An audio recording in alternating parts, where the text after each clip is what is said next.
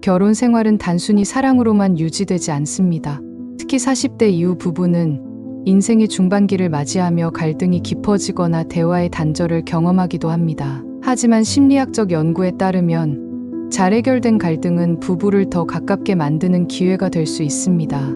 이번 영상에서는 부부싸움 이후에도 관계를 회복하고 심지어 더 돈독해질 수 있었던 대화의 황금물 4가지를 말씀드리겠습니다. 첫 번째, 문제보다 감정에 집중하기. 부부 갈등에서 가장 흔히 놓치는 점은 문제 그 자체에 매몰되어 감정의 뿌리를 무시한다는 것입니다. 심리학자 존 가트맨은 결혼 생활에서 발생하는 갈등의 69%는 본질적으로 해결되지 않는 문제라고 밝혔습니다. 즉 모든 문제가 해결되지 않더라도 상대방의 감정을 이해하고 존중하는 것이 더 중요하다는 뜻입니다.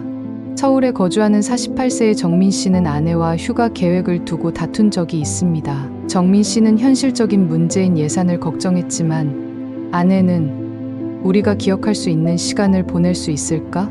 라는 감정을 드러냈습니다. 이때 정민 씨가 아내의 불안을 이해하려고 노력하자 단순한 예산 문제는 더 이상 주요 갈등이 아니었습니다. 문제를 해결하려고 서두를 필요는 없습니다. 상대의 말 속에 숨겨진 감정적 메시지를 이해하는 것이 갈등 해결의 핵심입니다. 이를 통해 상대는 내가 존중받고 있다는 느낌을 받고 방어적 태도를 버리게 됩니다. 다투는 동안 왜 이런 말을 했을까? 라는 질문을 자신에게 던지며 감정의 뿌리를 찾아보세요. 상대의 감정을 확인하려는 말을 자주 사용하면 도움이 될 수 있습니다. 두 번째, 비난이 아닌 나 전달법 사용하기. 부부싸움은 종종 서로를 공격하는 방식으로 진행되기 쉽습니다. 심리학자 마샬 로젠버그는 비폭력 대화를 제안하며 비난 대신 자신의 감정을 설명하는 나 전달법을 사용할 것을 권장했습니다. 상대를 탓하면 방어 본능이 작동하지만 자신의 감정을 표현하면 상대가 문제를 함께 해결하려는 태도를 보이기 때문입니다. 대전에 거주하는 46세의 은주 씨는 남편과 가사 분담 문제로 자주 다퉜습니다. 과거에는 당신은 왜 이렇게 무책임해라고 비난했지만 나 전달법을 사용하여 당신이 설거지를 안 도와줄 때 내가 혼자 모든 집안일을 책임져야 한다는 생각에 정말 지치더라 라고 이야기하자 남편의 태도가 조금씩 바뀌기 시작했다고 했습니다. 단순히 비난하는 대신 자신의 느낌을 전달하니 대화가 더 부드러워졌고 남편도 조금씩 가사에 참여하게 되었습니다. 비난은 상대를 방어적으로 만들고 대화의 초점이 감정적 갈등에서 벗어나 상대의 결점으로 옮겨가게 만듭니다. 반면 나 전달법은 갈등의 원인을 개인의 감정과 상황으로 돌려 상대가 문제를 인식하고 개선할 여지를 제공합니다. 문제를 제기할 때는 당신은 왜 대신 나는 이렇게 느꼈어로 시작해보세요. 무엇을 할 때 나는 무엇을 느껴라는 공식은 간단하지만 강력합니다. 세 번째, 대화 시간과 장소를 신중히 선택하기. 부부싸움의 갈등 해결은 대화의 타이밍과 환경에 크게 좌우됩니다. 심리학자 수잔 데이비드는 감정적으로 격앙된 상태에서는 생산적인 대화를 기대하기 어렵다고 말합니다. 이는 갈등 상황에서 일시적으로 대화를 멈추고 더 적절한 시간과 환경을 선택하는 것이 왜 중요한지를 잘 보여줍니다. 서울에 거주하는 38세의 연희 씨는 자녀의 교육 문제로 남편과 자주 다퉜습니다. 특히 저녁 늦게 아이들을 재운 후 대화를 시작하면 서로 피로가 누적된 상태에서 감정적으로 격해지곤 했습니다. 이후 연희 씨는 저녁 시간 대신 주말 오후 산책을 하며 이야기를 나누기로 했습니다. 긴장감 없는 환경과 여유로운 시간이 더해지자 같은 주제도 훨씬 부드럽게 논의할 수 있었다고 합니다.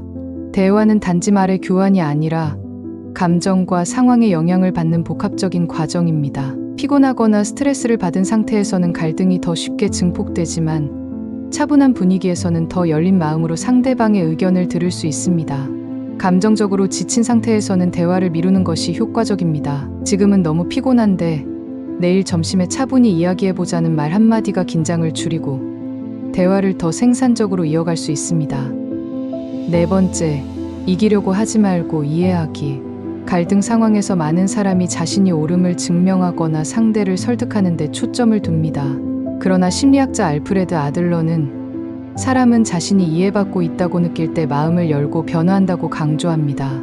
대화의 목표를 이기는 것이 아닌 이해로 바꾸면 갈등의 흐름이 근본적으로 달라질 수 있습니다.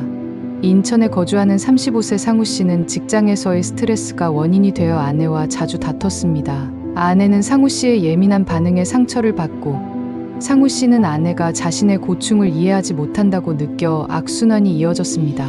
그러나 어느 날 상우 씨가 요즘 회사에서 좀 힘들어. 그래서 예민하게 굴었던 것 같아. 미안해. 라고 솔직히 털어놓자 아내도 나는 당신이 그렇게 힘들었는지 몰랐어. 이제부터는 당신 이야기를 더 잘 들어볼게. 라고 말했습니다. 서로를 이해하는 순간이 찾아오자 두 사람의 갈등은 점차 줄어들기 시작했습니다. 대화에서 중요한 것은 내가 옳다는 것을 증명하는 것이 아니라 상대가 왜 그런 생각을 하고 행동하는지를 이해하는 것입니다. 이해를 목표로 하면 대화는 더 이상 싸움이 아니라 서로에게 다가가는 과정이 됩니다. 부부싸움은 피할 수 없는 현실입니다. 하지만 싸움이 관계를 멀어지게 할지 더 깊은 이해로 이어질지는 당신의 선택에 달려 있습니다. 물론 앞서 소개한 4가지의 법칙을 처음부터 완벽하게 실천하기는 어렵습니다. 하지만 사소한 변화부터 시작해 작은 노력을 쌓아가다 보면 부부 관계에도 긍정적인 변화가 찾아옵니다. 때로는 다툼 자체가 서로를 더 잘 이해하고 부부싸움이 감정의 소모가 아닌 서로를 이해하고 연결하는 시간이 될 수 있도록 이 원칙들을 적용해 보세요. 그 변화는 생각보다 더 큰 의미를 가져올 것입니다. 오늘도 함께해 주셔서 감사합니다. 구독과 좋아요, 공유를 부탁드리며 여러분의 의견도 댓글로 남겨주세요. 다음 영상에서 다시 뵙겠습니다.